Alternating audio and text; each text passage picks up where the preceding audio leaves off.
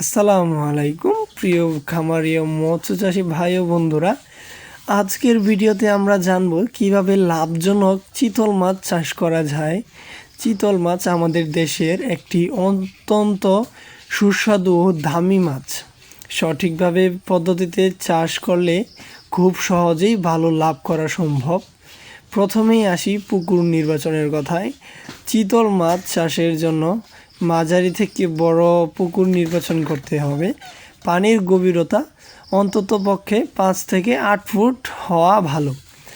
পুকুরের আগাছা ও ক্ষতিকর মাছ পরিষ্কার করে প্রতি শতকে প্রায় 1 কেজি চুন দিতে হবে।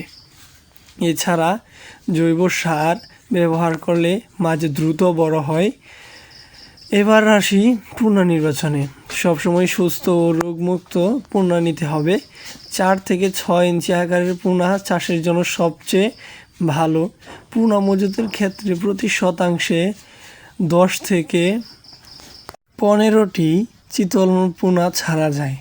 চাইলেই রুই, কাতলা বা মৃগেলের সাথে মিশ্র চাষও করতে পারেন।